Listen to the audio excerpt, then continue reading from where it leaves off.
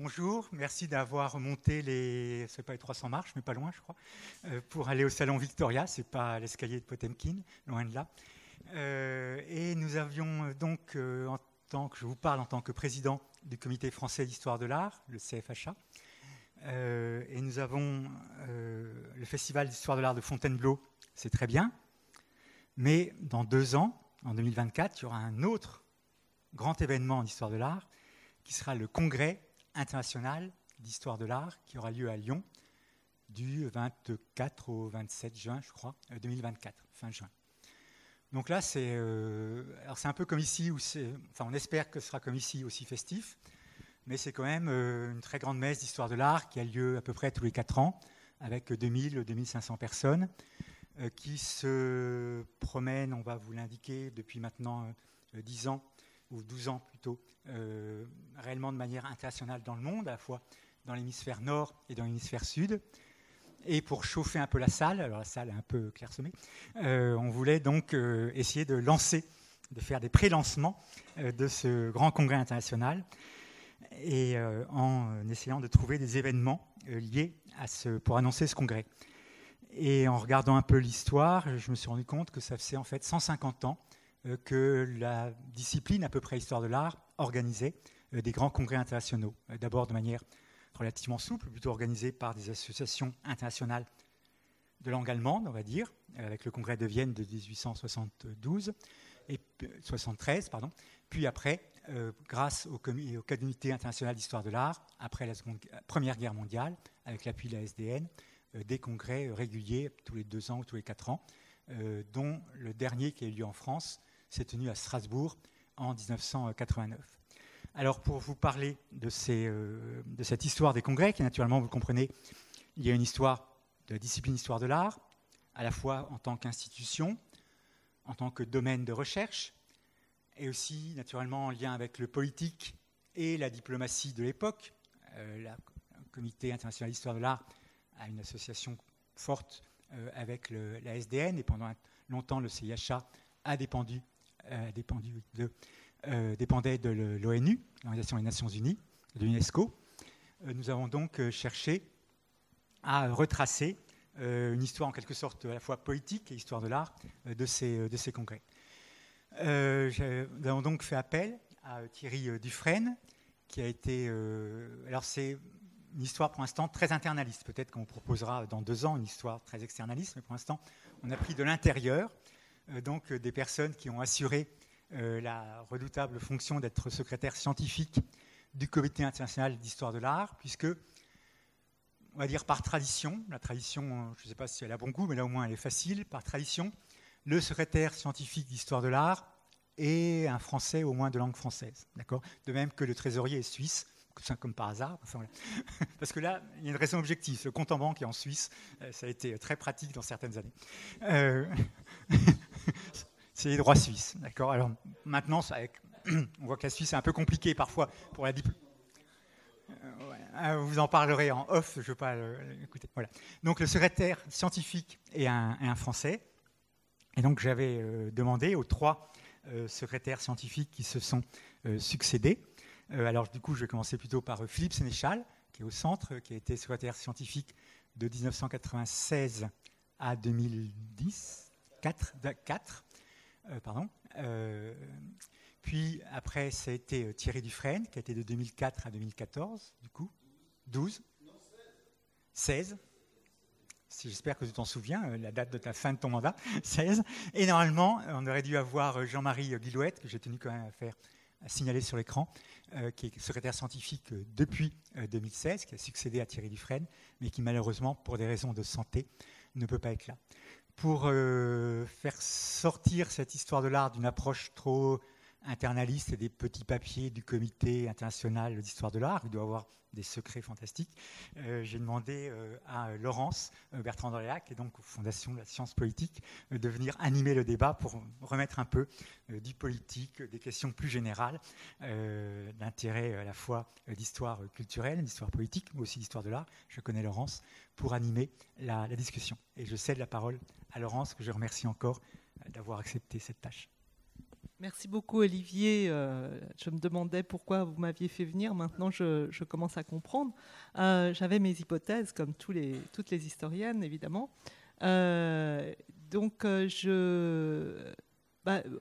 Olivier anime donc ce comité français d'histoire de l'art très important, qui a aussi, je le dis vraiment pour les profanes, s'il en reste dans la salle, qui a l'avantage d'unir les énergies, les universitaires, les chercheurs, les chercheuses, mais aussi les conservateurs, les conservatrices, parce que c'est le monde, un peu, une partie au moins du monde de l'art, qu'il réunit avec une très très belle énergie. C'est l'une des personnes, d'ailleurs, vous êtes 3 personnes qui avaient rendu l'histoire de l'art à la fois vivante, avenante, ouverte. Tu parles d'externalisme, d'internalisme.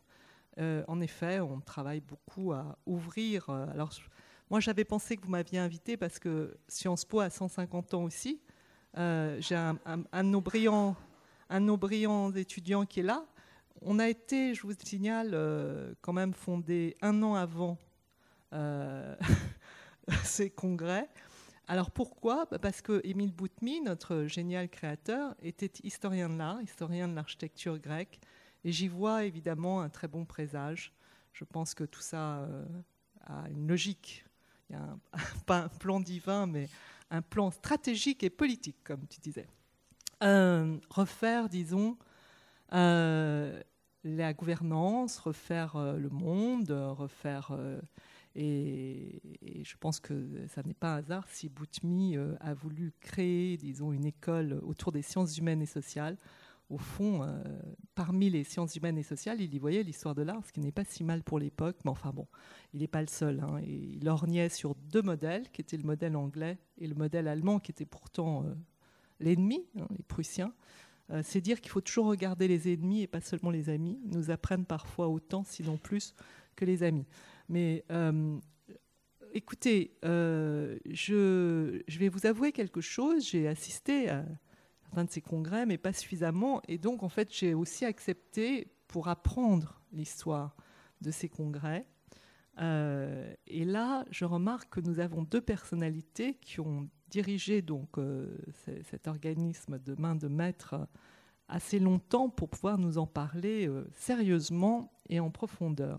Donc peut-être, si vous voulez bien, on ne va pas remonter à Vienne en 1873, parce que c'est peut-être un peu long, mais quand même, mine de rien, comme ils sont historiens, je vais un peu abuser de leur savoir pour reprendre peut-être chronologiquement, tout simplement, les choses et peut-être demander à Philippe, au fond, la naissance et le développement donc, de ces congrès. Comment tu vois les choses, Philippe ? Merci, Laurence. Eh bien, le congrès, comme Christophe Prochasson l'a bien montré, est un enjeu capital pour les sciences humaines, particulièrement, et même toutes les sciences à la fin du XIXe siècle. Et donc, l'initiative naît à Vienne de la part d'historiens de l'art et d'hommes de musée. Ça, c'est très, très clairement, et ça, ça n'a jamais été... C'est absolument fondamental, ce lien, dès le départ. Et donc, mais le nom qui est affiché s'appelle Kunstwissenschaft Kongress. Donc, congrès de la science de l'art, et pas la Kunstgeschichte. Kunstwissenschaft Kongress, et le mot international n'apparaît pas.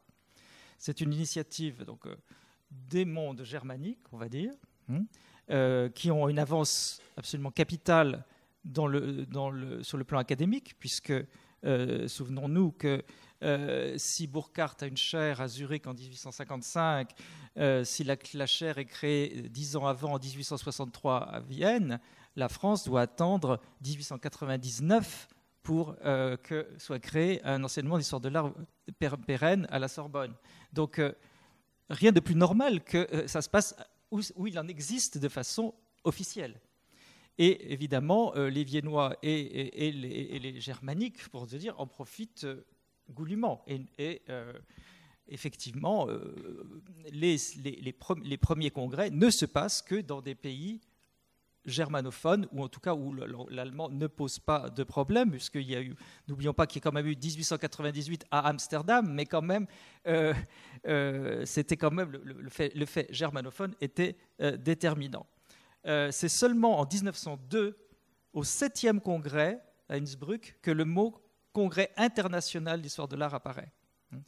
Et l'ouverture se fait quand même largement. Et si la France et les pays latins, on va dire, sont un peu marginalisés au départ, ça ne veut pas dire qu'ils ne sont pas invités. Eugène Müntz a parlé dans les congrès, a été appelé. C'est pas aussi. Et il y avait une circulation des scientifiques et une rivalité certaine, mais en tout cas, bon, il n'était pas ostracisé. Mais il n'avait pas le leadership. Le leadership était dans le monde germanique. Les choses ont changé de façon extrêmement importante au début des années 10, avec le capital de Rome. Là, tout d'un coup, 1912, c'est à Rome. Adolfo Venturi a une aura immense et donc il pave un petit peu le chemin pour la France, qui était censée organiser le congrès suivant. Patatras, c'est la guerre, et donc il fallait attendre 1921 pour que Paris, pour la première fois, organise un congrès. Voilà. Donc ces questions vraiment de géopolitique étaient très importantes, mais aussi à chaque fois ça a accompagné pays par pays l'instauration de chaires. C'est une dialectique.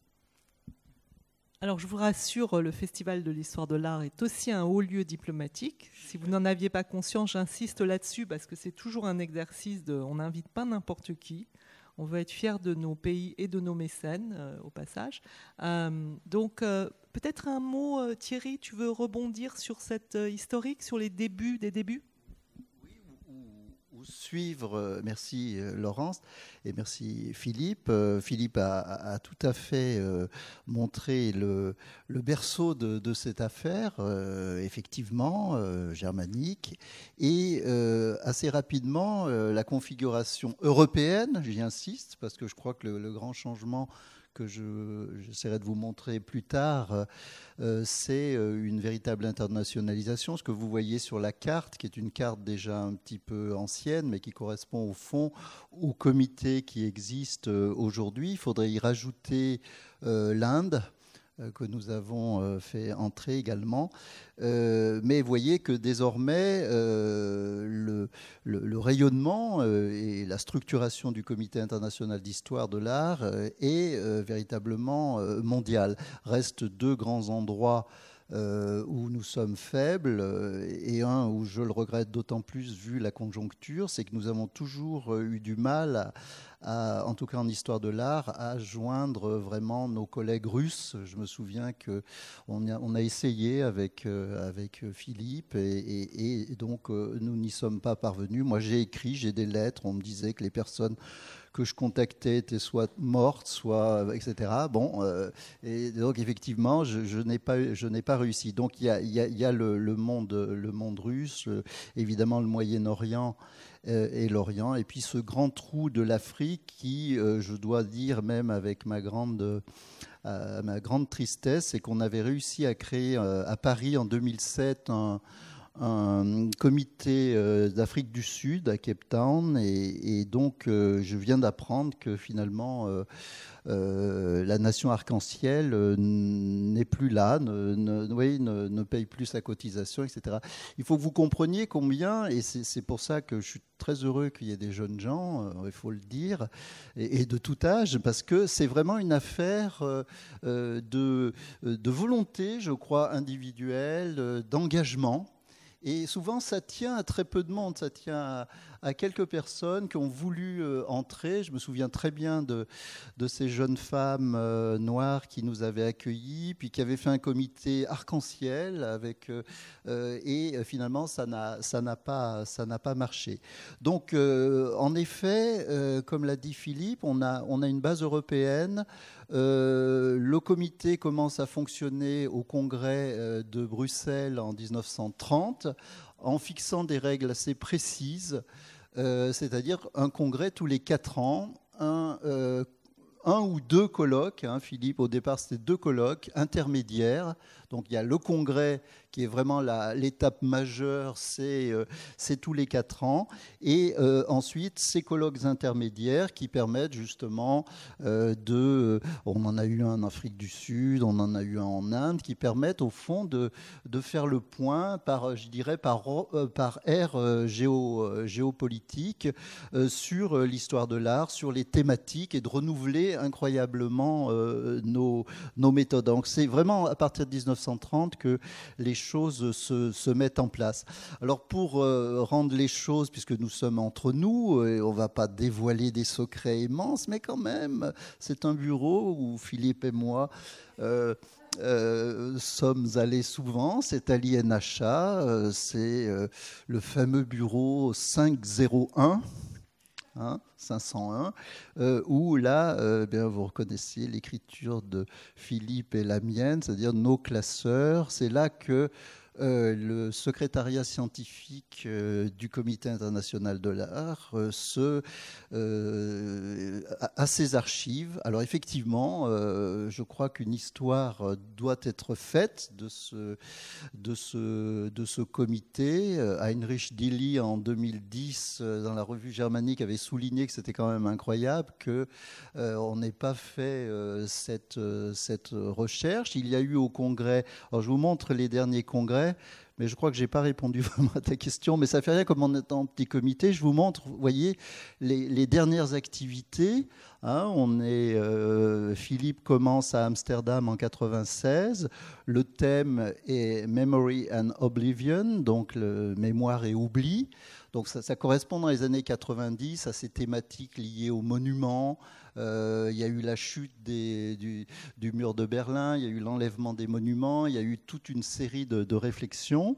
En 2000, quoi de mieux que... Alors d'aller à Londres, c'était peut-être pas l'idéal, si tu te souviens, c'était un peu le bazar, parce que la question de l'organisation du congrès est très importante. Ils avaient disséminé dans toute la ville. Je me souviens avoir couru jusqu'au Courtauld pour ensuite me faire couper à ma conclusion. Et Penelope Curtis, on lui avait coupé carrément sa 3e partie par un vieux gallois terrifiant. Mais c'était le thème du Time. On est souvent bizuté, si vous voulez, dans les congrès.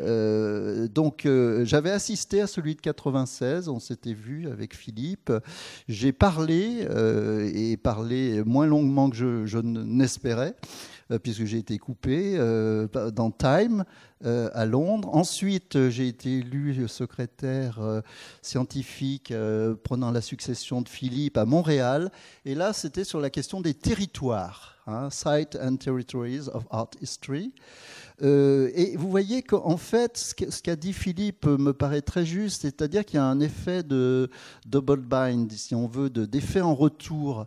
C'est-à-dire que d'un côté, les congrès accompagnent la discipline dans son ouverture, et d'autre part, ils ont comme effet de permettre de structurer, c'est-à-dire de créer des chaires. Et je veux vous en signaler 2, notamment notre collègue Jenny Anderson pour le congrès de 2008, Jenny que tu connais bien, qui n'était pas facile, parce que la présidente ou le président sont toujours, ils restent pendant 4 ans, sont toujours issus du comité qui a organisé le congrès. C'est-à-dire qu'on a eu de 96 à 2000 Wessel Reinig, ensuite à Londres c'était Stephen Bann jusqu'en 2004, et ensuite on a eu, qui c'était ?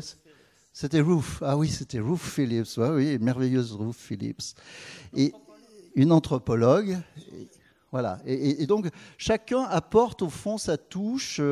Après, j'avais fait cette chose au Quai Branly en 2007 et Ruth Phillips nous a beaucoup aidés.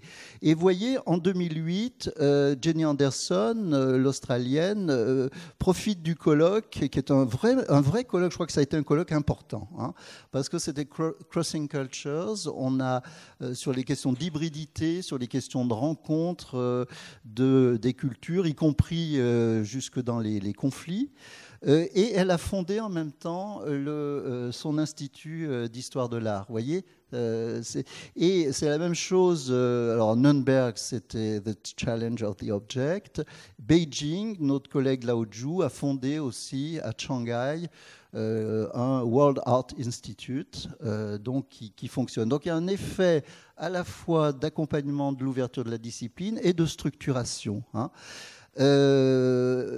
Aussi, et après je ne veux pas être trop long, mais on reviendra sur ces points, vous voyez que le CIA a une mémoire et construit finalement ces congrès en partant des thèmes qui ont été précédemment abordés. Et les sensibilités sont donc ainsi, et les tendances historiographiques sont ainsi représentées. Regardez par exemple, en 2008, il y a une ouverture considérable avec l'Australie. Nos collègues chinois sont très représentés à ce moment-là, mais à titre individuel, puisqu'ils n'ont pas... Si, ils viennent juste en 2007, on vient juste de créer un comité chinois. Donc le Japon, etc., il y a une véritable ouverture. Et puis nos collègues européens disent, oui, mais attention, l'objet, c'est important. Hein, parce qu'on là on était parti vers l'idée d'hybridation des cultures, et ils nous disent, et c'est justement un professeur Grossman, Ulrich Grossman, qui est en même temps conservateur du Germanisches Nationalmuseum, qui organise le congrès. Et donc là on revient à l'objet, le défi de l'objet. Et nous, on dit, parce qu'on discute, on dit, oui, d'accord, l'objet, mais l'objet, c'est ce qu'on nomme. En histoire de l'art, c'est d'abord la manière dont on le décrit, c'est la terminologie. L'histoire de l'art, c'est avant tout un phénomène nominaliste aussi. Donc, terms. Donc, on s'intéresse à la question de la terminologie. Qu'est-ce que c'est que le mot art en chinois ? Ben, tout simplement, ça n'existe pas. Donc, on se pose ce type de questions. Et puis, là arrive une grande bifurcation méthodologique. Alors, je ne sais pas si ça a été un succès, Philippe, tu me diras, mais on se trouve devant un problème, c'est que 2 comités postulent parce qu'il faut faire une candidature. Ouais, c'est comme les Jeux Olympiques. Et là, on se retrouve, nous, les secrétaires, le trésorier, le président, avec le choix. Soit on revient à l'Europe, et c'est Florence, donc il y a un effet de balancier. Mais nos collègues brésiliens sont super bien et ils ont vraiment des idées et tout ça. Et nous, on a cette idée avec Peter Schneemann, avec le secrétaire. On se dit, eh ben, on ne va pas en rejeter un, parce qu'on avait eu une mauvaise expérience déjà, mais je ne vais pas y revenir. Et donc, on prend les 2. Et on avait le modèle, vous savez, de Oquien-Vezor, de la Documenta, de la notion de plateforme. C'est-à-dire qu'on a un événement, mais cet événement, il peut être subdivisé en plusieurs étapes. Donc on se dit, on fait une étape Florence, et on fait une étape, puis le Covid se met au milieu, donc l'étape devient un peu longue. Mais en tout cas, on a eu 2 présidentes. On a eu une présidente italienne et une présidente brésilienne. Et 2024, là, vous voyez, la question des matérialités va être posée à Lyon. Philippe, tu peux peut-être...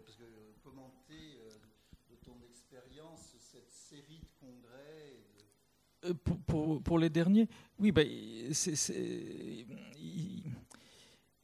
ils sont aussi, ces thèmes permettent de faire venir à la surface aussi des thématiques ou des tendances de l'historiographie plus ou moins fortes, et en particulier... Tu as dit mémoire et c'est effectivement le grand moment les lieux de mémoire, etc. Mais c'est aussi la mémoire, ça a été beaucoup, le congrès d'Amsterdam, c'était aussi une sorte d'apothéose de Warburg. c'est très, je trouve que c'était très justement raconté dans un article auquel je vous renvoie, qui est en ligne, de Jennifer Cook, avec un E à Cook, qui l'a vraiment très bien vu. Hein. Il y a une... les congrès du CIHA, c'est aussi des moments, tu l'as dit, de légitimation, mais c'est aussi des moments de tension entre méthodes, hein, et tension ou mise en lumière, hein, de méthodes. Et les congrès précédents avaient été beaucoup jusqu'aux années 80. Disons des années 50 aux années 80, c'était le grand terrain de victoire de l'iconologie panofskienne. Hein, Panofsky a eu un énorme poids au CIHA, et son disciple et successeur Millard Meese à Princeton vraiment utilisait tous les moyens institutionnels pour asseoir, hein, cette légitimité. Et ça a été des courants, d'autres courants ont émergé et ont essayé de faire comprendre aussi que l'histoire de l'art officielle, parce qu'elle est vue comme officielle, puisqu'elle émane de comités nationaux qui sont censés être officiels, avait perdu l'art contemporain complètement. Donc, voilà, parce que l'AICA a été fondée après-guerre, et pourtant avec l'aide de grands historiens de l'art, par ailleurs, hein, Chastel, Argan, etc., mais qui voyaient bien que au sein du CFHA, l'art contemporain, c'était pas tout à fait ça, donc il fallait une autre instance. Et il y avait pardon, j'ai perdu le fil là, tu m'as coupé. Pardon. Oui. Tu voulais dire que oui, voilà. Voilà, oui.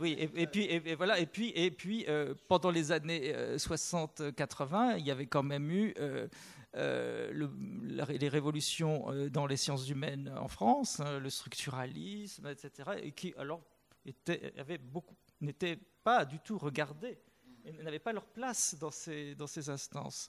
Donc, je dirais, il a fallu un grand réveil. Du point de vue de l'internationalisation, là, bon, ça y est, avec ce tableau-là, vous voyez que la partie est gagnée, mais ça a été extrêmement long de déseuropéaniser ces instances, mais extrêmement long. Le premier colloque, je ne parle même pas de congrès, hein, un premier colloque qui se soit passé hors de l'espace européen et américain, c'est Tokyo en 1991. C'est effroyablement tard. Hein.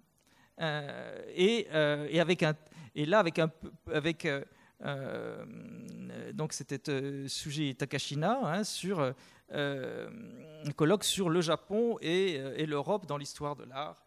Hein. Mais il avait toujours senti le besoin de raccrocher l'Europe. Et s'il n'y avait pas eu l'Europe, le Japon en tant que tel, il était hors de temps. Donc il a vraiment fallu une énergie quand même très forte, hein, de certains collègues. Tu as raison, c'est quand même beaucoup aussi une histoire humaine. Hein.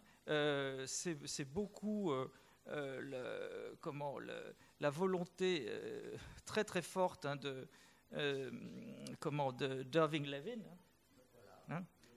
En 1986, le colloque de Washington, hein, le sujet que choisissent les Américains, donc Irving Levin, c'est World Art. La première fois que dit et le comité l'affiche comme tel. Hein. Et Themes of Unity and Diversity. Hein. Ça accompagnait bien sûr tout le mouvement d'histoire de l'art global avec John O'Nyans, graphie de l'art avec Thomas da Costa Kaufmann, etc. Mais voilà. Vous avez pour suivre ce que nous dit Philippe, vous voyez, j'ai mis là l'agenda 2012-2016, vous voyez que se multiplient les colloques, encore dehors de l'Europe, Johannesburg, le Japon, Naruto. Ensuite, on a essayé aussi. Pardon. Ça va, on n'est pas dans un. Oui, mais quand même. Hein, c'est vrai, il y a de la réverbération. Et, vous voyez, ça, c'est un exemple des travaux de bureau que l'on partage et où on pointe les nouveaux événements, on pointe les publications. Il faut savoir aussi que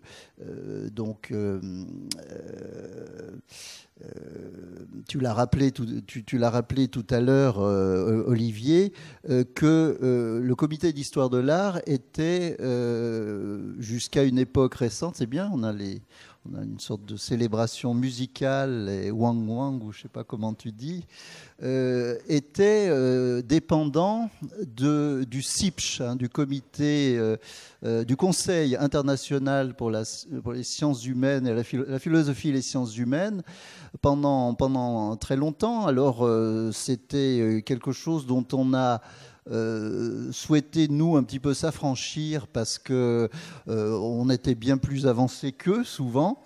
Et en tout cas, c'était...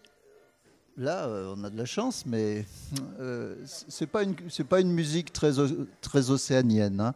Mais donc, ce que je voulais dire, c'est que on a bénéficié d'un organe, une revue qui est la revue Diogène.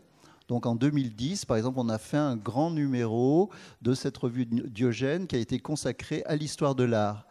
Et ça, c'était une chose importante. Et il faut savoir que l'une des faiblesses du CIHA, c'est que si le bureau finalement maintient une sorte d'activité continue et que les publications sont très importantes, hein, très. Néanmoins, il n'y avait pas de revue. Hein, il n'y a pas d'organes qui disent voilà. Il y a eu un effort dans les années 70 de Tuilier pour faire un bulletin, je vous le montre. C'est marrant parce que c'est dans nos archives. Ça, vous voyez, ça c'est les archives de préparation attendez, je ne sais plus ce que j'ai fait. Voilà, des archives, c'est là où on a travaillé avec les Chinois. C'était assez étonnant comme ceci. Là, ça c'est Florence, vous voyez. Là, le CIA avait fait une grande journée, enfin une grande soirée au Salone di Cinquecento dans le Palazzo Vecchio. Donc là, c'était quand même assez impressionnant. Donc là, il y avait les deux secrétaires qui étaient là. Donc j'étais très, très fier et très impressionné. La question, c'était Motion Transformation. Et là, c'est le fameux congrès de São Paulo, mais qui s'est passé en ligne. Et donc, j'avais demandé à mon collègue et ami Peter Schneemann de venir pour qu'on puisse, ensemble, de la salle Tania Hendricks de Paris, donc faire le contact avec nos amis brésiliens. Alors nous, on était dans un plein Covid, vous voyez, à la cantine de l'INHA, derrière une vitre transparente, complètement traumatisé, et on avait en face notre collègue Claudia Matos, que vous voyez en tenue d'été. On s'est senti d'une frustration absolue avec ce Covid. Et pourtant, grâce à ces liens que nous avons tissés, on avait l'impression quand même de faire partie d'une seule et même communauté. Donc ça a été un moment à la fois frustrant et intense. Alors voilà, par exemple, les archives qu'on a au bureau 501 de l'INHA, ce sont ces Tuilier qui avaient imaginé un bulletin du CIA dans les années 70, bulletin qui finalement n'a jamais été opérationnel faute d'argent, etc. Et donc depuis cette année, vous allez en voir le premier numéro à l'automne. Donc on s'appuie sur le World Art Institute de Shanghai pour créer une revue qui sera le SIA Journal. Alors attention, j'ai fait enlever le graphiste nous avait fait une petite blague sur le S de l'art. Alors je lui ai dit non, nous ne sommes pas encore à vendre. Donc on a enlevé ça, mais la revue s'appellera Terms, donc sur les terminologies, et à chaque fois il y aura le premier numéro que vous allez voir à l'automne. C'est un numéro que j'ai coordonné avec Peter Schneemann. Donc vous voyez, ça s'appelle Terms of Engagement. Donc la partie 1 qu'il a pilotée, Manifesto, Counter Archives, Negotiation, Taking the Floor, dont vous connaissez certaines de vos collègues. Ça, c'est une de mes thésardes, Florence, mais maintenant qui est maître de conférence à Rennes, voilà, mais qui a fait quelque chose sur la manière dont les peuples aborigènes s'expriment, peuvent prendre la parole, et que c'est toujours très difficile parce on prend toujours la parole en fonction de la communauté d'accueil, mais aussi de sa communauté de provenance. Et c'est ça qui est difficile. Parfois, on ne s'autorise pas ou on n'est pas autorisé à prendre la parole. Et moi, j'ai fait la deuxième partie qui s'appelait Poetics, une poétique de l'engagement, thème baroque, le fragment, le disengagement, Rethinking Collectivity.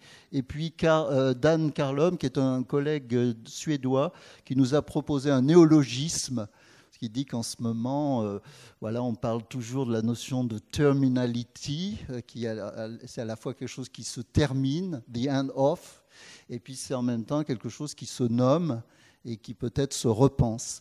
Donc cette revue, le deuxième numéro s'appellera Terms of Dialogues. Donc on verra si... Et alors ce qu'il faut savoir, c'est que ça sera en open access. L'université d'Heidelberg nous a donné son accord pour l'héberger.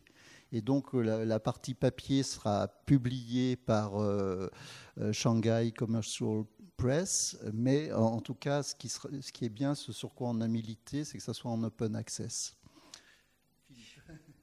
Moi, je voudrais revenir un instant sur d'autres moments de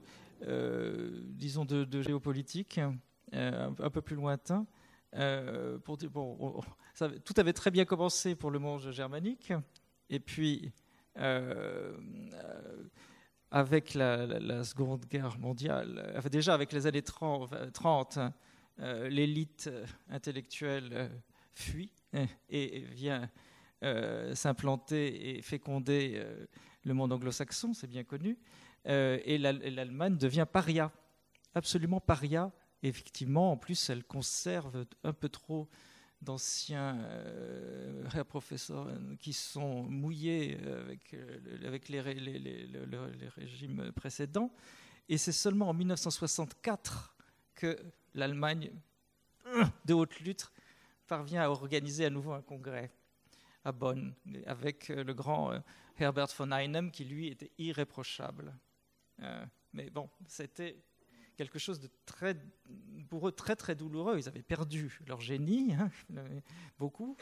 Et puis, mais von Einem ensuite a dynamisé admirablement le pays et ça a produit ensuite, bien sûr, l'ère Thomas Gettgens avec le congrès de Berlin après la chute du mur qui a été absolument triomphal. Ça reste un congrès mythique. Moi, j'étais trop petit. On n'y est pas allé. Mais ceux qui ont vécu ça, on parle avec des trémolos dans la voix parce que c'était une telle revanche. C'était après la chute du mur et il a eu des flots d'or. Ça a été mené sur un train. Ça a ébloui le monde. Ça a été quelque chose d'absolument sensationnel et le contenu aussi. Mais donc c'était une immense victoire en gros, vraiment après justement les initiatives de Levin à Washington, le congrès de Berlin a vraiment on avait tapé le fond de la piscine et les congrès du CFHA ont ressuscité un intérêt. Mais en gros, personne n'a plus jamais atteint le niveau de faste de Berlin Et même, il y a eu des ratés quand même organisationnels, il faut absolument le dire. Tu as évoqué Londres. Autre anecdote sur la bizarrerie de nos collègues d'outre-Manche, ils avaient organisé le pot à l'Imperial War Museum. Donc, à un moment, boire je sais même pas si on avait du champagne, mais même mettons de l'ale entre un char d'assaut et une fusée. Moi, je connais plus festif. Oui, mais enfin, oui, il y avait oui, enfin quand même.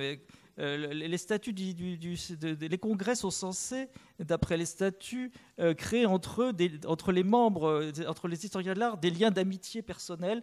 Moi, quand je suis près d'un blindé, je sais pas, c'est un peu moins facile. Enfin, donc ça, c'était catastrophique quand même. Hein. Oui, c'est vrai. Non, mais donc il y a eu des ratés d'organisation. Donc c'est pour ça, depuis, il est très très clair que s'il n'y a pas, il faut un centre de congrès unique. Voilà. Oui, et puis, deuxième ratage des Anglais, c'est qu'ils n'avaient pas convaincu les gens des musées. Si les gens des musées, s'il n'y a pas un réseau d'événements, de visites exceptionnelles, de choses comme ça, il faut un programme. Comme ici, comme au festival ici, il y a bien sûr les conférences, c'est passionnant ce que nous racontons, mais on est bien content d'aller voir d'autres choses, manger une glace, tout ça. Il faut tout ça. Hein, et ils avaient complètement raté. Je vais défendre nos amis les Anglais. Je vais faire l'avocat du diable quand même. D'abord, la première chose, c'est que vous avez parlé de Penelope Curtis, qui était là, donc elle appartient au monde des musées, que je sache. Bon, première chose.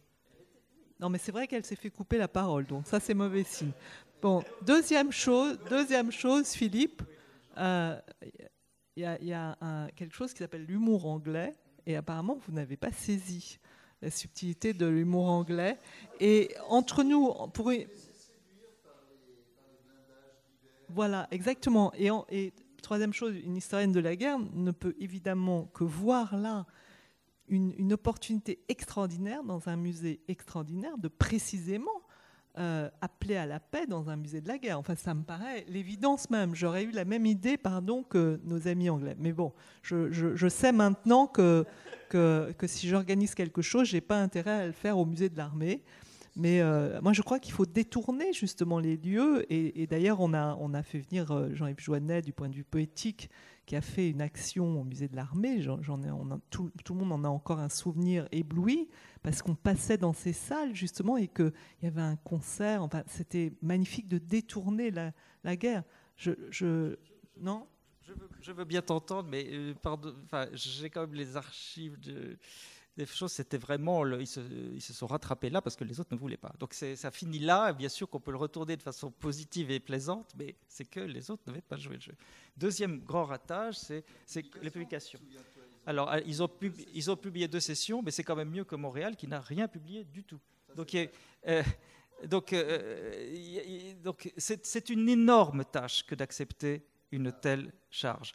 Et donc, si nous faisons aussi cette pub et ce buzz c'est aussi pour que Lyon soit un grand succès, parce que c'est une énergie énorme pour les organisateurs, de début à la fin, même très en amont, pour trouver le sujet, les sponsors, convaincre toute la communauté. Et après ça, il faut aller jusqu'au bout. Il faut que le résultat scientifique apparaisse. Donc, c'est une affaire qui dure 10 ans. Alors, ça, c'est la vie aux jeunes générations. Vous sentez la pression est grande. Il faut déplacer des montagnes pour tout congrès. En réalité, c'est vrai. Alors, juste une chose pour pas qu'il y ait d'ambiguïté sur la question des publications. Donc, je crois comprendre d'abord le point, vraiment, la très bonne nouvelle, c'est la naissance de cette revue avec un numéro 1. Pour moi, j'y vois vraiment un signe qu'il y aura là une trace de l'évolution, disons, en tant que publication, et aussi, évidemment, qui reflète aussi ces débats tellement passionnants, cette évolution des termes, ces discussions autour du vocabulaire, des méthodes, des objets, etc. Mais en termes de publication, après un congrès, qu'est-ce qui se passe, justement, du point de vue des publications ? Réunis avec l'aide des organisateurs les les papiers. Donc et ensuite, il y a la publication des proceedings, donc des actes. Et ce sont depuis, alors je dois dire, depuis Nuremberg, qui a fait quand même un travail en 3 volumes absolument énorme. Les actes de Pékin ont été publiés également en 2019. Donc on a vraiment maintenant une bibliothèque d'actes qui est très très impressionnante et tout à fait considérable. Alors vous voyez ce qui se passe, je vous montre par exemple le travail qui avait été fait pour Pékin. Ah non, attendez, ouais, je retourne en arrière, où il fallait définir, en gros, dans chaque congrès, il y a une vingtaine de sections. Hein. Et ces sections donc, vont être co-dirigées par un membre ou désigné par le comité national. C'est-à-dire qu'à Lyon, il y aura une vingtaine de collègues qui vont diriger une section. Et puis, il y aura un président de session ou une présidente, bien sûr, hein, qui sera choisi pour ses compétences à l'international. Donc quelqu'un qui sera australien, allemand, etc. Donc c'est une co-direction à chaque fois. Et ce que nous avons fait, et je trouve que c'est une très bonne chose, et je crois que ça va être le cas également à Lyon, ce que nous avons fait à partir de Pékin, c'est, et ça a été appliqué aussi pour Florence et pour São Paulo, c'est de faire un call for chairs. C'est-à-dire, plutôt que de définir, nous, les sessions, on a dit, voilà, on a comme thème la matérialité, les matérialités. Eh bien, on s'adresse à la communauté internationale d'historiens de l'art et on leur demande qu'est-ce que vous voudriez proposer comme session.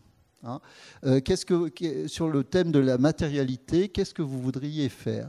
Et ce call for chair a été vraiment à chaque fois un grand plaisir parce que ce sont des gens souvent parfois des jeunes, de plus jeunes, qui vont renouveler les perspectives. Et une fois qu'on a défini les sessions, eh bien, il y a un call for papers, c'est la deuxième étape où chacun peut postuler. Et moi, j'avais fait pour São Paulo donc une session qui s'appelait donc Ecology and Migrations, donc sur la question de la migration. Et on a eu, ce que je regrette, c'est que j'ai pas pu voir les gens en vrai, quoi. Mais ça a été tout à fait extraordinaire et très vivant dans la manière de formuler les choses. Donc moi, je pense que c'est un énorme travail, mais c'est un investissement considérable parce qu'on apprend des choses qu'on n'apprend pas avec nos collègues habituels. Hein. Je crois que Philippe, tu peux le dire, ce sont des enrichissements. Alors, vous avez évoqué les questions diplomatiques. C'est vrai que parfois, il y a des choses un peu étonnantes. Je me souviens pour ne pas le citer, d'un collègue britannique, qui à Pékin a expliqué que la position de l'artiste face à son support était déterminée par les longues pratiques de hiérarchie des gestes, des attitudes, et que tout ceci déterminait le cerveau des différentes, alors que par exemple le peintre, vous voyez Velázquez, se place devant son tableau tel le chevalier, brandissant non pas l'épée mais le pinceau. Alors là, on a tous été un petit peu inquiets pour ce qu'il voulait comparer, parce que imaginez qu'il y avait quand même tous nos collègues chinois, il y avait etc. Et il a dit, en Asie, alors là, panique à bord, en Asie, par exemple, comme le paysan, le peintre est au sol, et tel le paysan qui repique le riz, eh bien, il travaille à l'horizontale, etc. Donc, alors, il y a eu d'abord un grand silence, et puis les Chinois ont extraordinairement bien réagi, puisqu'ils ont ri. Et donc là, on a sauvé l'affaire. Je ne le mentionnerai pas, mais vous savez, c'est ces grands patrons de la Neuro Art History Je crois que son nom a été d'ailleurs cité. Et c'était un petit peu pénible. Alors, parfois, comme ça, il y a des grands moments de solitude du secrétaire qui se dit « Aïe, aïe, aïe, qu'est-ce qui va se passer ?» Mais là, il y a eu, au contraire, tu vois, ce qu'on a appelé le creative misunderstanding, finalement. Hein, parfois, il y a des malentendus productifs. Je propose que dans ce fameux livre, cette fameuse histoire que vous annoncez, il y ait une sorte de sottisier, mais on enlèverait les noms propres pour que, effectivement, ce genre d'anecdote soit là, parce que c'est très savoureux. Je remarque que ces pauvres Britanniques sont 2 fois conspués. Je pense qu'ils risquent l'exclusion, à mon avis, des congrès bientôt. Il faudrait quand même que quelqu'un leur annonce la bonne nouvelle, qu'ils vont être libérés bientôt, en fait, de leur cotisation pour aller au congrès. Parlons un petit peu, justement, de cette publication. Alors, d'abord, la question du numérique, c'est-à-dire ces congrès, donc, ils sont sur papier pour l'instant. Il n'y a pas de numérisation, c'est ça? Parce que si vous allez sur le site, ouais. Si vous allez sur cia.org, on peut trouver, donc, d'accord. Donc, on va y aller. Oui, donc on va... D'accord, très bien, ça vient. Donc c'est en ligne, oui, ça va être en ligne. Alors, après tout, bon, cette publication que vous annoncez finalement plutôt sur l'histoire de ces congrès, ça c'est autre chose.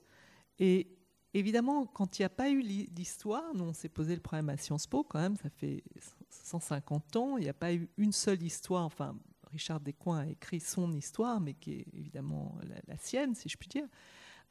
C'est quand même étrange qu'il n'y ait pas un vrai travail de... Alors, il faut se demander, ce n'est pas seulement pour des raisons économiques, moi je crois aux raisons économiques, bien sûr, elles sont essentielles, mais quand même, on a tellement parfois bricolé pour créer des livres que je me dis qu'il doit y avoir autre chose.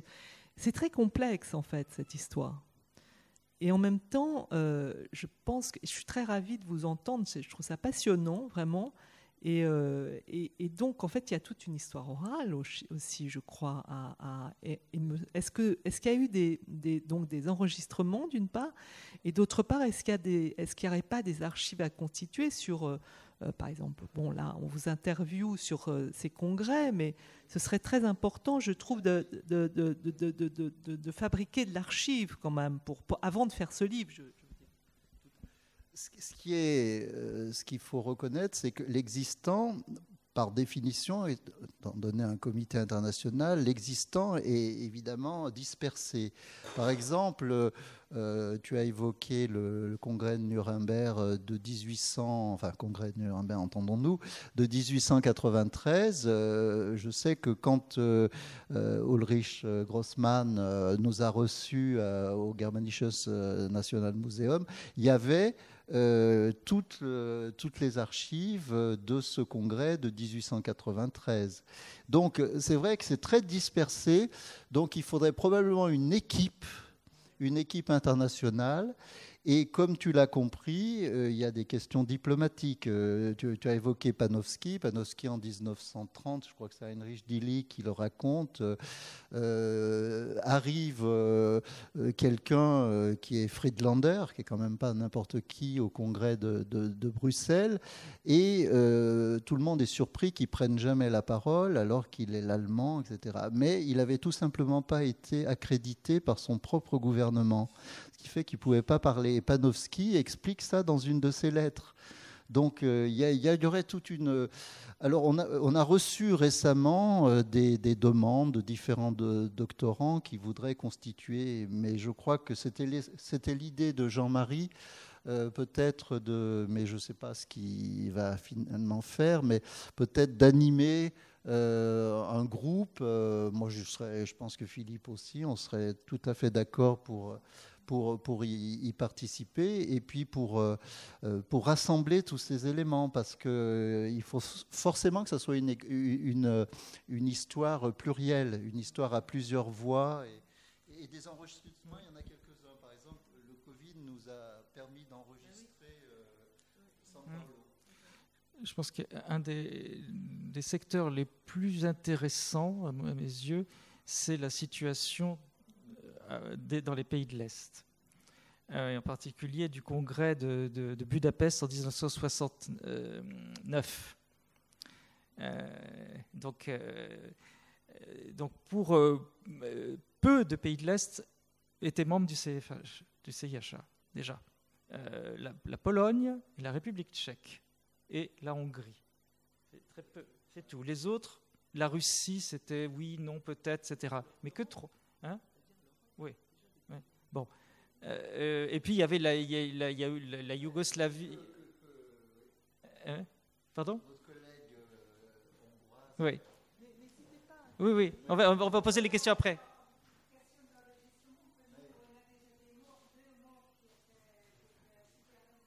Oui. Voilà. Donc c'est très voilà on passera la parole après évidemment à Laurent. Je veux dire donc c'est et évidemment c'était très très important aussi méthodologiquement ce congrès de Budapest parce que n'oublions jamais que Frédéric Antal et Arnold Hauser les grands papes de l'histoire sociale de l'art marxiste étaient hongrois. Hein. C'est pas si su que ça. Hein. Et donc la question dans ces années-là d'une histoire marxiste de l'histoire de l'art, c'était vraiment quelque chose de très très important. Et donc d'un côté, de l'autre côté, pour beaucoup de nos collègues de l'autre côté du rideau de fer, l'appartenance au CIHA était un talisman pour quelqu'un de génial comme Jan Bałastocki. Jamais il n'aurait pu faire ce qu'il a écrit ou être reconnu mondialement sans le CIHA. Et donc il y a un certain nombre de collègues de l'Est qui ont très très bien joué là-dessus et les collègues de l'Ouest ont tout fait pour les aider aussi. Piotr Skubiszewski, pareil, sans ces structures, sans ces congrès, ils auraient été asphyxiés, vraiment asphyxiés. À cet égard, avant de passer la parole à la salle, et en particulier à Laurent Baridon qui vient d'arriver, en fait, j'aimerais poser une dernière question d'actualité. Vous avez parlé donc des réticents, de la difficulté de faire venir donc les Russes, la Russie. Donc, quid des Ukrainiens aujourd'hui, puisqu'il y a des manifestations aujourd'hui même dans ce festival, nous avons tenu à ce qu'il y ait une présence ukrainienne. Est-ce que c'est le cas? Donc, il n'y a pas de comité, d'accord.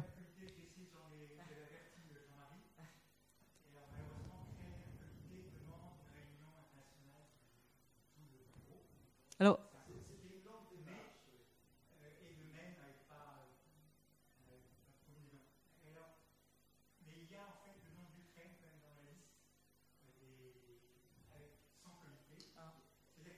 voilà.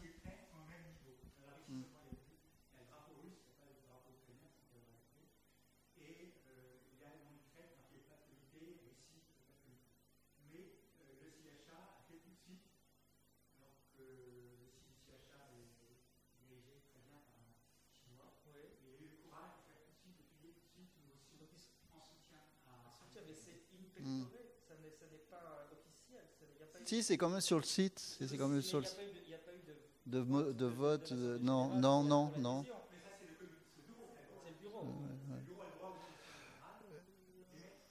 Le prochain bureau, c'est en juin. C'est le 20. C'est le 22. Hein.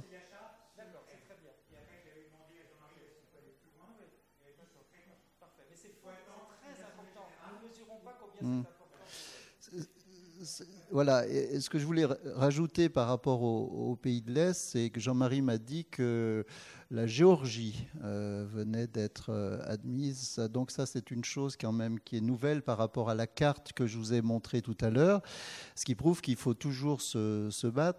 Ce à quoi je voudrais aussi, sur quoi je veux aussi attirer votre attention, c'est qu'il est très important de dissocier, même si c'est une affaire éminemment politique, les gouvernements et les collègues. Parce qu'on avait eu ce cas, par exemple, lorsque IYY avait été emprisonné. Certains collègues m'avaient envoyé une pétition en disant nous ne voulons plus que le comité chinois organise le congrès de Pékin. Et donc, oui, il y avait eu ça. Et donc, moi, j'avais demandé à Lao Zhu, le président, de faire une lettre que j'avais fait circuler par la voie, j'allais dire la voie diplomatique, non, où il nous amenait à distinguer très fortement ce qui est du domaine de l'engagement des collègues et du domaine des politiques des gouvernements. C'est pour ça qu'il ne faudrait pas faire la même chose avec la Russie, bien distinguer ce qui en est de nos collègues. Moi, j'ai beaucoup d'amis artistes qui sont absolument navrés. On a des étudiants qui sont repartis traumatisés, des étudiants russes. Bon, voilà. Et bien distinguer ça. Et Lao Zhu avait fait cette très belle lettre où il disait, il ne pouvait pas se prononcer sur son gouvernement, mais il nous invitait à bien faire la part des choses. Oui. Ben maintenant, c'est plus compliqué. Il me le disait. Il me disait, tu sais, sérieusement, parce qu'on avait attendu tellement c'était marrant parce que chaque congrès a ses dispositifs d'accréditation particuliers. Nous, on attendait la feuille rouge avec le tampon qu'à un moment donné, il nous a envoyé. Ça voulait dire que c'était bon. Et que là, ils avaient l'argent, etc. Et il me disait, tu sais, aujourd'hui, je ne pourrais pas refaire le congrès avec le Xi Jinping. Je pense que ça s'est beaucoup raidi. Alors que là, il y avait à la fois Fan Dian, le président de l'Académie des Beaux-Arts, il y avait un professeur, Shao Dazen, qui était vraiment leur grand maître, et il y avait Lao Zhu pour la Peking University. Mais aujourd'hui, ça serait difficile. Ce à quoi on assiste aussi, moi je me souviens d'un débat très très passionnant, un débat très très passionnant à Melbourne. On avait été accueillis à la Victoria Gallery, donc à la National Gallery, où il y a une grande collection d'art aborigène. Et il y avait eu un débat sur la possibilité que les artistes avaient d'utiliser la technique des dot paintings. Et je me souviens que ça nous avait très très marqué, tu étais là, ce débat, puisque des officiels avaient dit, des aborigènes avaient dit, ah, non, vous n'avez pas le droit d'utiliser ça, vous devez avoir fait une sorte d'initiation dans les tribus pendant 3 semaines, etc. Et ça avait été l'occasion d'une vraie discussion. Je trouve que là, c'est des grands moments de réflexion sur le droit, sur le respect, etc. Hein, et ça, c'est ce qui arrive au CIA. Thierry, peut-être je vais passer la parole à Laurent Baridon s'il l'accepte, dans la mesure où c'est lui, avec Sophie Rowe, en personne. Sophie? Non? Alors, désolé, donc... Vous êtes 4, les 4 cavaliers. Donc, il y en a 2 dans la salle. Allez, Laurent et Judith... Oui, merci beaucoup. Et Judith, évidemment, je te passe le micro. Merci beaucoup. Je vais quelques mots seulement pour présenter le congrès de Lyon. Je vois qu'il est affiché. Et je corrige tout de même parce que c'est matérialité. Ce n'est pas tout à fait matérialité, c'est pas tout à fait le bon intitulé. Et vous retrouvez toutes ces informations, je le dis même si Judith va le répéter, sur le site internet du CFHA, qui est magnifique et qui renvoie donc à tous les éléments de ce congrès. Non, quelques mots seulement pour dire effectivement que nous nous sommes portés candidats auprès du CFHA pour organiser à Lyon ce congrès international, en tremblant évidemment, et nous avons été heureusement tout de suite rejoint par France Nerlich de l'INHA bien sûr et Judith Kagan qui est ici présente. Et ce quatuor, donc, ces 4 magnifiques, comme on s'appelle parfois, ces 4 fantastiques, hein, c'est ça la référence, ces 4 fantastiques qui espèrent l'être, œuvrent actuellement effectivement à monter un certain nombre de comités. Donc il y a un comité scientifique qui travaille déjà très efficacement, très international. On est très content de cette collaboration. Nous avons élaboré avec ce comité un appel à session, comme c'est l'usage, et cet appel à session ne va pas tarder à être émis. Pardon ? Call for shares, si tu préfères. Ah oui, très bien, c'est déjà bon. Alors, vous connaissez le fonctionnement. Donc ça, ce sera visiblement début juillet parce qu'on aura là une infrastructure Internet grâce à un PCO, un Professional Congress Organizer. Bref, c'est une grosse machine. Et ce PCO, je le signale quand même, nous permettra aussi de gérer les aspects financiers, puisque évidemment, ça coûte très cher. Pour vous donner une idée, nous sommes entre nous, louer les salles du Palais des Congrès de Lyon, c'est déjà 130 000 € sans matériel et sans personnel pour 4 jours. Donc c'est assez onéreux. Et bien sûr, les participants, les intervenants vont devoir payer des frais d'inscription, acquitter des frais d'inscription assez importants, mais c'est absolument vital. Et nous ne désespérons pas d'avoir des subventions, des mécénats, etc., etc. Donc tout ça est en train de se mettre en place. Alors, à l'aide d'autres comités, un comité de pilotage, et puis un comité d'organisation. Mais je ne vais pas rentrer peut-être dans le détail de cette cuisine savante et complexe. C'est une véritable alchimie. Mais tout ça se met en place et je ne sais pas si vous avez donné les dates, mais c'est du 23 au 28 juin, donc 2024 à Lyon. Voilà. Alors j'avais plaidé, je le dis ici, confidentiellement, pour un rapprochement des dates entre le festival et le grand congrès international, de façon à attirer le public nombreux du festival vers le congrès international, mais ça n'a pas été possible a priori. On peut peut-être en rediscuter, mais je comprends bien. Non, mais c'est pas du tout un appel à réagir, évidemment. C'est simplement pour dire que on a beaucoup d'ambition pour ce congrès. C'est vrai que c'est une grosse affaire. Financièrement, c'est une grosse affaire aussi. Nous ne savons pas très bien quelle sera la situation dans 2 ans. Nous avons appris à être prudents avec les pandémies, les guerres, les crises économiques qui s'annoncent. Nous espérons qu'en 2024, nous sortirons de tout ça, mais est-ce que ça va être le cas ? C'est un peu difficile de le dire. Et ça a des enjeux très concrets sur l'organisation du congrès, parce que vous savez que beaucoup de congrès ont lieu en virtuel. Sao Paulo, c'était le cas, je pense que vous en avez parlé. C'était quand même, disons, un peu sportif.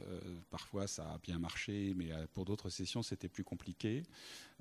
Pour l'instant, nous sommes sur la philosophie générale de l'ensemble des congrès, quelle que soit la discipline, d'être le plus possible en présentiel, n'est-ce pas, Judith, d'être le plus possible en présentiel, afin que le congrès joue son rôle de rencontre de la communauté scientifique, des historiens de l'art, historiennes de l'art, évidemment, à travers le monde.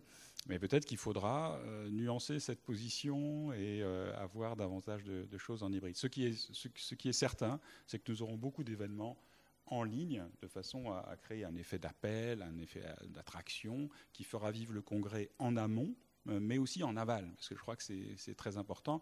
Laoju, en effet, fait beaucoup d'efforts à travers le site internet du CIA, à travers la revue qu'il lance et bien d'autres activités pour qu'il y ait une continuité, parce que je crois que c'est quand même, j'ai l'impression, un peu ça qui manque toujours au CIA, c'est cette continuité qui permet aussi d'organiser peut-être plus facilement des congrès, parce qu'à chaque fois, on repart de zéro et on doit réinventer tout le système, toute la machine, retrouver des financements, etc., etc.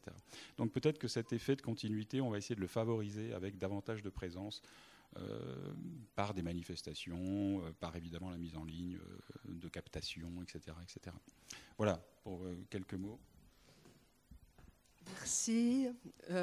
Pour compléter aussi par rapport à ce que vous avez raconté de l'histoire des différents congrès, là on a essayé aussi d'être assuré, mais c'est toute la mission du CFHA, de faire la jonction entre le monde de l'université et le monde du patrimoine, et donc tous nos collègues conservateurs ou même tous les professionnels qui œuvrent dans le cadre du patrimoine, surtout avec un thème comme matière-matérialité. On est quand même là au cœur de la question de la conservation et de la transmission.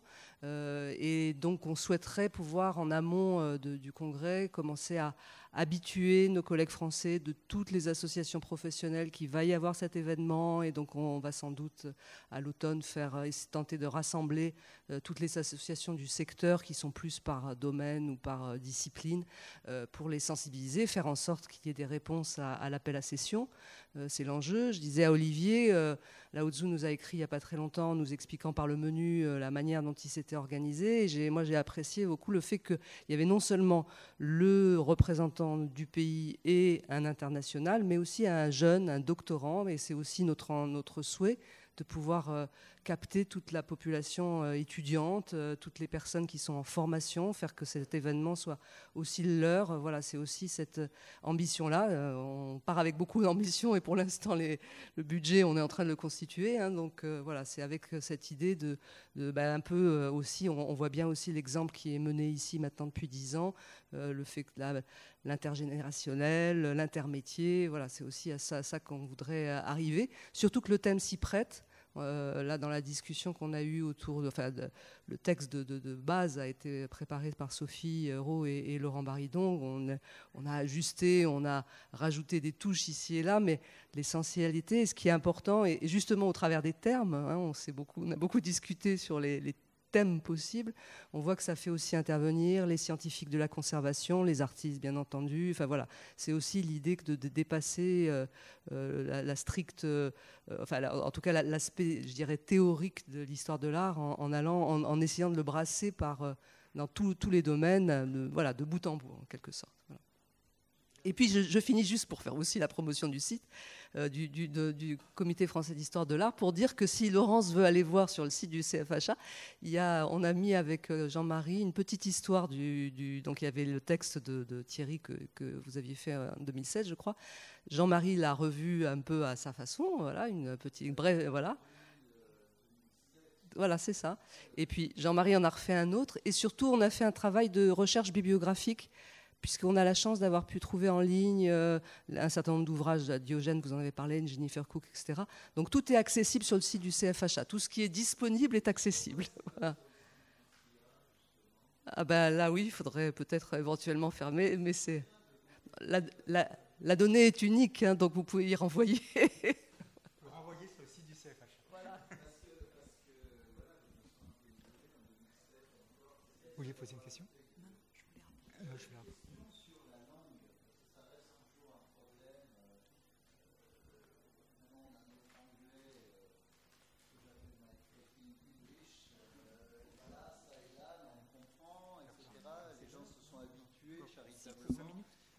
Comment ça va se passer à Lyon? Est-ce que vous allez avoir... Parce qu'on s'est aperçu, et je crois que Philippe sera à peu près comme moi, c'est-à-dire de dire que souvent ce qui a pénalisé, je pense, des générations comme la nôtre, maintenant on est obligé de dire ça, avant c'était nos aînés qui disaient ça, mais la présence française était minorée par le fait que souvent c'était l'anglais comme langue dominante, et du coup moi j'ai souvent constaté qu'on était une petite dizaine, je ne sais pas si tu as des expériences plus considérables, mais souvent c'était des petits effectifs de collègues français.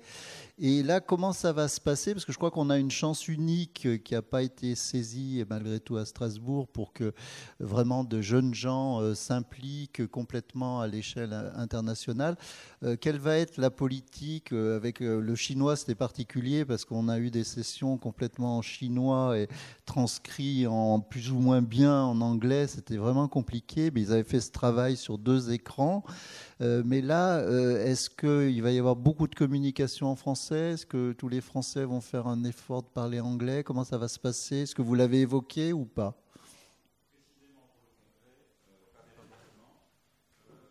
Il y a eu un débat, c'est dommage que Jean-Marie ne soit pas là parce qu'il s'en souviendrait, peut-être Judith, tu t'en souviens. Il y a eu un débat au sein du bureau du CIA sur les langues officielles. Et visiblement, on interrogeait les Français pour savoir s'ils défendaient le français. Alors, bon, on a dit oui, bien sûr, mais il n'y a plus de langue officielle, je crois. Je crois qu'on est arrivé à cette situation où il n'y a plus de langue officielle. Avec quelque chose d'assez hypocrite, c'est que chacun parle sa langue en sachant très bien que personne ne va parler sa langue. En principe, chacun peut parler sa langue, mais nous savons bien que ça ne sera pas le cas. Voilà. Je crois que c'est abandonné. Ah, mais ça, le français, oui, bien sûr.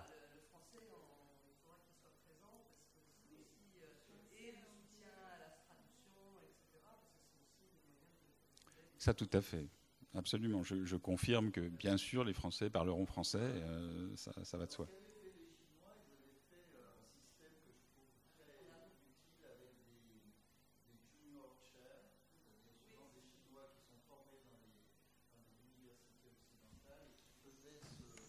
Je crois qu'on peut s'entendre. Oui. Ah non. Ben, moi, je crois que ce serait peut-être pas mal si les personnes parlent en français. Je pense que les jeunes gens, ils vont parler anglais. Hein. Non. Ouais, ils sont tous. Non, ça c'est. Je suis pas franco-britannique, tu sais bien que.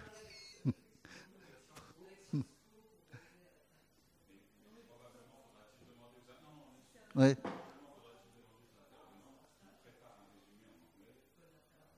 Ça, le résumé toujours, mais... Ouais, au moins. Mais je pense qu'il faudrait arriver à une sorte de... Il faut des... Oui.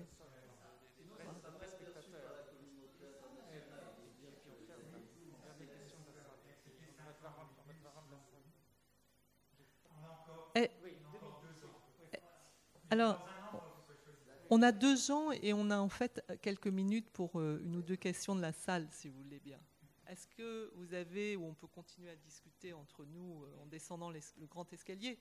On a une collègue hongroise qui est depuis longtemps membre du...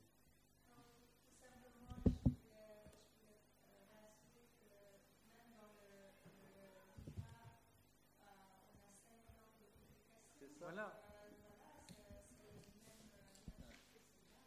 Oui.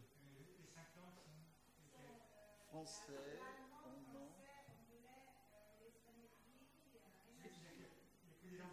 Il n'y a que espagnol, italien, anglais, allemand, français. Bientôt une puce, on va avoir une puce.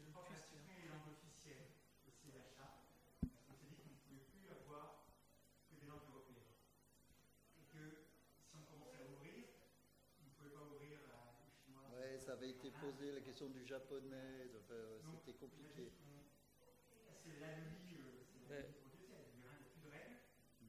Donc c'est l'anglais qui gagne. C'est l'anglais qui va gagner. Oui, c'est ça.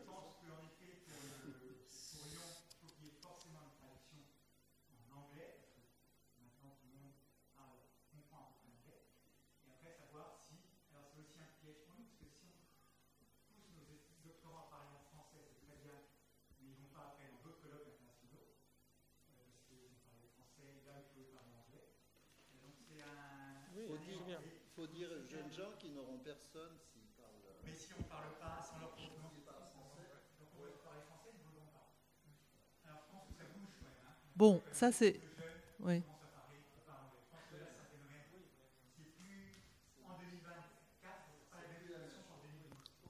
Bon, je propose peut-être un volontarisme aussi justement de traduction des jeunes gens, peut-être dans plusieurs langues, y compris les... Je ne sais pas si vous avez l'Amérique latine, enfin la langue hispanique quand même, c'est une des langues qu'on parle le plus au monde, hein, numériquement j'entends. Donc c'est important de montrer justement qu'on garde une diversité linguistique. Sur ces paroles, merci vraiment, c'était très très intéressant.